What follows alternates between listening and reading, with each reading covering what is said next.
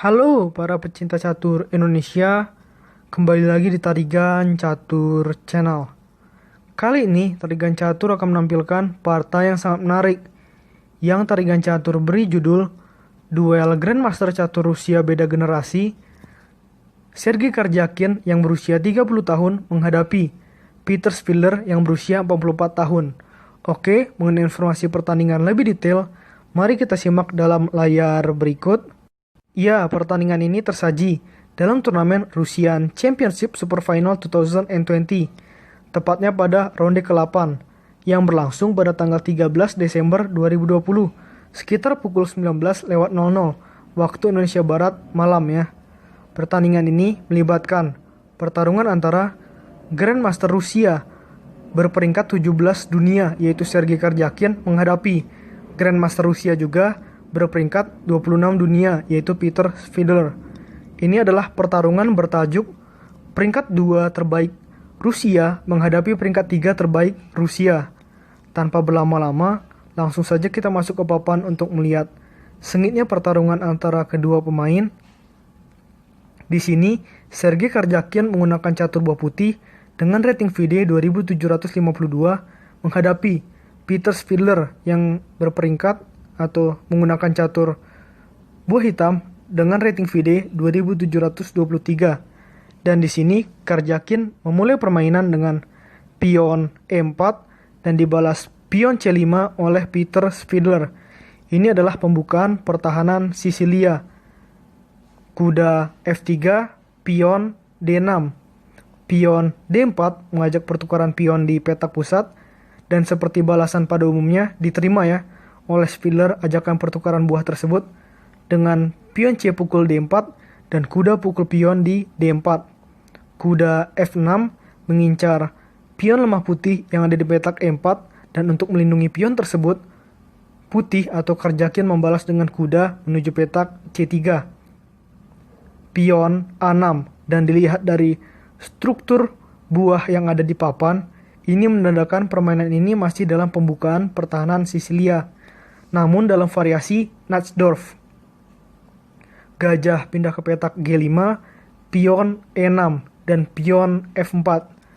Dari 7 langkah yang terjadi di papan ini, sebenarnya Tarigan Catur teringat akan partai antara Grandmaster Indonesia yaitu Novendra Priasmoro menghadapi Peter Svidler, yang waktu itu dimenangkan oleh Grandmaster Novendra Priasmoro yang menggunakan catur buah putih, dan persis komposisinya seperti ini.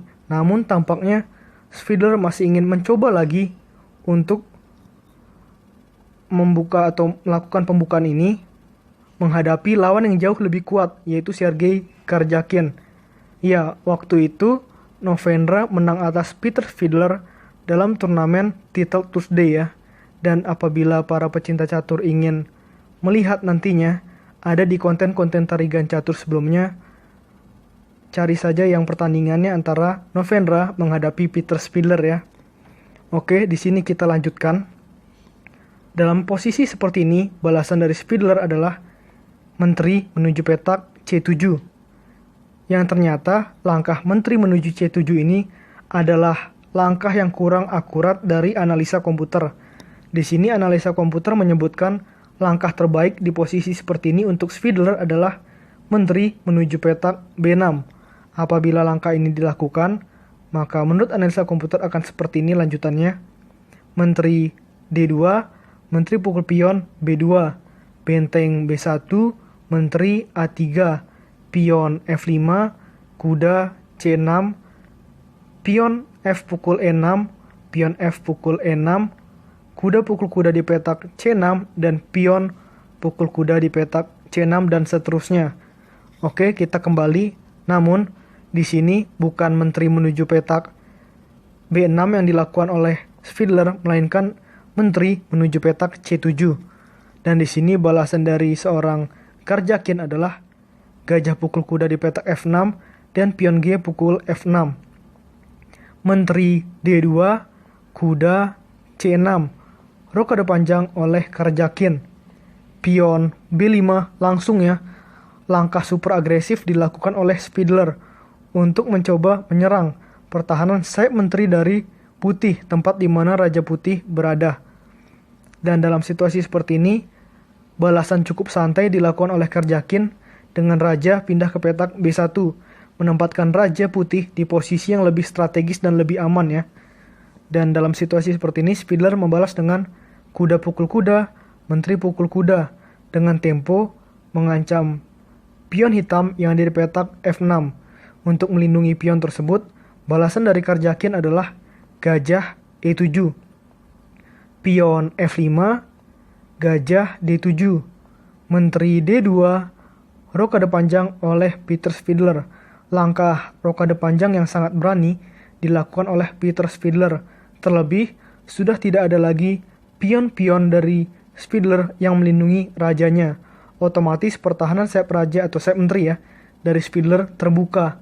Dan ini akan dengan mudah untuk dieksploitasi oleh Karjakin di langkah-langkah selanjutnya. Dan di sini Karjakin membalas dengan kuda E2, pion D5, pion E pukul D5, gajah C6. Kita kembali, ini langkah keren ya. Gajah menuju C6, memanfaatkan pion putih yang terkena pin karena sedang melindungi menterinya. Apabila pion pukul gajah maka benteng pukul menteri kan. Oleh karena itu, dalam situasi seperti ini Karjakin memindahkan menterinya, pindah ke petak E3. Gajah pukul pion, kuda C3. Karena gajah hitam petak terang ini masih sangat berguna bagi Peter Spindler untuk menjaga rajanya. Oleh karena itu gajah ini dikembalikan ke posisi awalnya, yaitu di petak B7. Gajah D3, raja B8, pion F pukul E6, dan di sini Peter Spindler melakukan langkah selipan, yaitu dengan gajah menuju petak C5, memanfaatkan ancaman terhadap Menteri Putih. Dan di sini Menteri Putih pindah ke petak H3, tetap mempertahankan penjagaan terhadap pion putih yang ada di petak E6. Pion F pukul E6 dan Menteri pukul pion di E6. Gajah D4 melindungi pion hitam yang ada di petak F6. Sekaligus ada opsi untuk menyerang kuda putih sebanyak 2 kali ya, baik oleh gajah dan menteri hitam. Gajah E4 dan mulailah langkah kombinasi terjadi di sini dengan gajah pukul kuda, gajah pukul gajah, raja pukul gajah, pion pukul gajah, dan menteri pukul pion. Kita lihat di sini situasinya berimbang. Sama-sama dari kedua pemain memiliki 1 menteri, 2 benteng, dan 4 pion berserta 1 raja. Namun kita lihat menteri dari Peter Spindler cukup membahayakan pertahanan dari seorang Sergei Karjakin. Apalagi pion depan raja sudah tidak ada lagi ya. Namun dalam situasi seperti ini tampaknya Karjakin cukup santai ya dengan melakukan langkah menteri skak di petak E7, raja C8, pion A3. Di sini pion putih ini bukannya tanpa penjagaan ya. Pion putih ini yang ada di lajur A sudah ada yang menjaga, yaitu Menteri Putih. Namun Menteri Putih akhirnya diancam oleh benteng hitam. Dan di sini akhirnya Menteri pukul pion dan Menteri pukul pion. Menteri F5 skak, raja pindah ke petak C7. Menteri F4 skak, raja pindah ke B7. Barulah Menteri pukul pion. Di sini Karjakin unggul 1 pion atas Peter Spindler. Dan di sini juga ada tempo ancaman ya. 2 kali, mengancam 2 kali terhadap benteng hitamnya, baik oleh Menteri Putih dan benteng putih. Apa balasan Peter Spindler di sini? Dengan Menteri skak di petak B4, memanfaatkan tempo skak ya.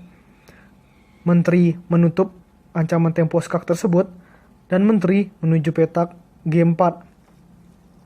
Benteng pukul benteng, benteng pukul benteng, dan di sini Karjakin memilih untuk tidak menyelamatkan pionnya, melainkan melakukan langkah benteng menuju petak E1. Sebenarnya pion putih yang ada di petak G2 ini tidak bisa dimakan ya sebenarnya. Namun Peter Spindler sangat ingin untuk mendapatkan pion tersebut dengan Menteri pukul pion. Nah, karena langkah Menteri pukul pion ini maka terdapat ancaman sangat besar terhadap pertahanan dari Karjakin. Dan siapa sangka, dalam 3-4 langkah ke depan, Peter Spiller akan menyerah dari Sergei Karjakin. Dimulai dengan langkah pertama, yaitu benteng skak di petak E7, Raja A8, Menteri F6. Ini adalah langkah yang sangat bagus, karena di sini mengancam benteng hitam secara tidak langsung ya oleh Menteri Putih. Dan di sini balasan dari Peter Spiller adalah memanfaatkan tempo skak dengan Raja skak di petak G1, Raja A2, Raja skak di petak G8, dan siapa sangka setelah benteng putih menutup di petak F7, disinilah tepat di posisi ini Peter Spiller memutuskan untuk resign atau menyerah dari permainan ini. Dan di sini tarigan catur akan mencoba satu persatu langkah demi langkah yang akan kemungkinan dilakukan oleh Peter Spiller dalam posisi seperti ini. Apabila Peter Spiller ingin melakukan langkah benteng menuju petak D7 yang sebenarnya punya ide bagus untuk mengancam benteng putih sebanyak 2 kali, baik oleh menteri dan benteng hitam. Dan benteng putih tidak bisa mukul benteng hitam ya, karena sedang terkena pin, karena sedang melindungi rajanya ya di petak diagonal A2 hingga G8. Jika ini dilakukan, maka Peter Spiller akan kehilangan bentengnya. Dengan menteri skak di petak C6, misalkan raja berpindah, maka menteri pukul benteng. Ada ancaman skakmat pula di petak B7 yang sudah tidak bisa terhindarkan lagi. Kita kembali. Dan bila dalam posisi seperti ini, yang dilakukan oleh seorang Spiller adalah menteri menuju petak G2 untuk ya mencegah ancaman skakmat di petak B7, maka ada opsi lain yang dilakukan oleh seorang Karjakin dengan menteri pukul pion skak. Apabila raja pindah ke petak B8, maka menteri skak di petak B6. Apabila raja pindahnya ke petak A8, maka menteri pukul benteng skakmat. Kita kembali. Dan apabila setelah skak raja pindah ke petak C8, maka menteri skakmat di petak C7. Dan juga tadi tarigan catur ada melihat satu langkah lain ya. Dan bila dalam posisi seperti ini yang dilakukan oleh seorang Spiller adalah raja menuju petak B8, maka ada 2 langkah skakmat ya, dengan menteri skak di petak B6, kemanapun raja berpindah, skakmat. Kemanapun raja berpindah, skakmat. Dan memang dalam situasi seperti ini jelas ya, Peter Spiller memang kalah. Oleh karena itu, dirinya memutuskan untuk resign. Oke, menurut Tarigan Catur, video kali ini cukup. Nantikan video-video selanjutnya tetap di Tarigan Catur Channel.